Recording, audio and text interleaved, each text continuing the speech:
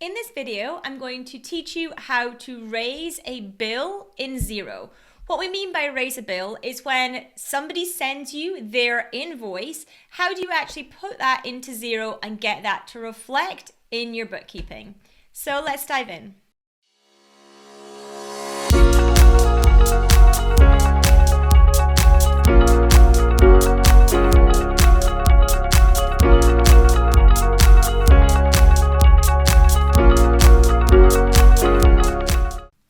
Here is how to record a new sales invoice in Xero. This is where you want to raise an invoice to send out to your customer or client. Now, when you log in, you'll see your dashboard. Now, your dashboard may look slightly different to this because the dashboard can be customizable. So you may or may not have a box that is titled Invoices Owed to You. And all you need to do is click on this new sales invoice to start it. However, if you don't have that box, do not worry, because what you need to do is use these menus across the top to navigate to the same place. So all you need to do from your dashboard is select on business and then invoices. In there, you can then select new invoice to bring up a invoice template. In the to box, you're going to want to type in the name of the person that you are putting your invoice to. You're going to want to put the date of the invoice, the date the invoice is due, so it might be due by the end of the month, it could be 15 days, it might be on receipt. You'll want to put your due date in there. The invoice number sequentially auto-generates, so you can leave that. In the reference, you might have a purchase order number or something like that you want to put in here, but similarly, you could also leave it blank.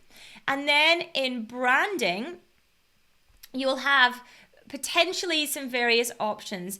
These are set up separately to the invoice, so you can set up in a separate section what your invoices actually look like. So it might be that you have different branding for different products or for different service offerings, or so you want to choose the relevant branding for you.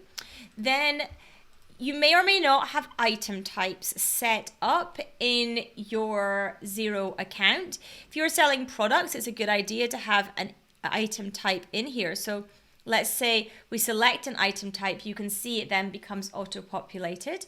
But if you don't have item type set up, you can also put just a freestanding description in. So let's say services. Quantity, you'll need to always include the quantity. If you're billing hourly, for example, you can say 3 hours at £25 an hour or whatever your rate might be. Then you want to choose which account it goes to. You may have more than one sales account. So for example, you might have split up your sales into your different product lines or something like that. So select the correct sales account. If you are VAT registered, make sure that you select your VAT correctly. And then you pop in the amount in here. Now, it calculates the amount from quantity and price. So that comes from these other numbers. You don't need to type in anything there. And once you've put in all your details, you have some options as to what to do with this invoice. You can approve it, which means, great, it goes into Xero. You can approve it and add another invoice. All that means is it will take you to a new invoice screen. So if you're doing multiple invoices in a row, you might want to do that. You can approve and view next. That will take you to the next invoice in the sequence. If stuff needs to still be approved, if you save everything in draft. And then you can also approve and print.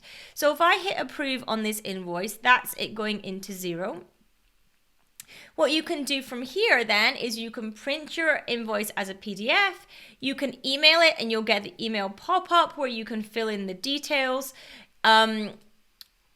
You can, if you have a problem and you've realized you've done something wrong, you can edit it from here as well. So that is how we enter a standard invoice into Xero. Now there's another option as well. If you have recurring clients, you can do recurring invoices. So I'm going to take you back to the dashboard as our starting point.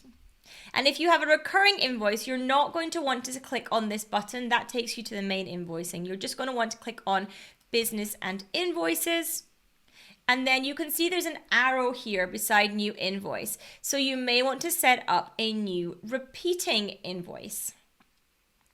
So what you do here is you can see this second part is the same as the standard invoicing and is filled in the same way. The top part here, though, this is where you select the repetition. So let's say you want to do it monthly and the first one is going to happen. You can backdate the first one. So let's say it's on the 1st of November and it's due. What's the due date? Is it a certain number of days in the following month, days after the invoice date, days at the end of the invoice month, or of the current month? So if you want it on receipt, then you're going to select 0 days after the invoice date, but you can select whatever is applicable for you there. And if it's a project that has a time frame on it, you can also select an end date in there. Then you either select that when this invoice is raised, it's saved into draft, which means you would have to go in and approve it before it would actually go into Xero. So you might want to do that for your repeating invoices. You can select approve, so it automatically gets approved.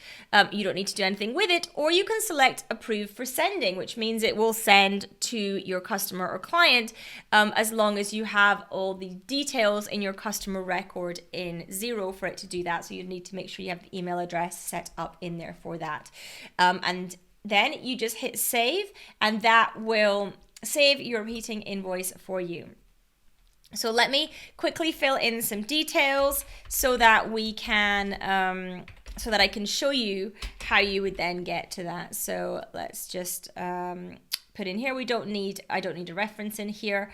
I'm just going to put item 1. Let's say that's there. You can put in a discount if you want. You can pop in the sales, the VAT, and then when I hit save. Hang on, I've approved it for sending, so it's actually making me add the email stuff in. I'm just going to hit approve and hit save. And then you will see it appears in this repeating box. Now, how do you get here? If you come out of it, how do you get back to it? This is in business and invoices again. So the same place, and then you can see there's a tab here that says repeating. So you can select on here and you can edit this, you can change it, you can delete it if the client leaves or anything like that. So you have the ability to change that there. And you can see in the draft invoices, we also have some draft invoices. So these are ones that are waiting approval. If you have anything in here, you need to approve them before they will go into Xero and before you can send them out to your customer or client. So that's an area to watch as well. You can access all your invoicing from here, and then you can see what is awaiting to be the money, where the money is waiting to be received in this section as well. So that is how you do an invoice in Xero, and also how you do a repeating invoice in Xero.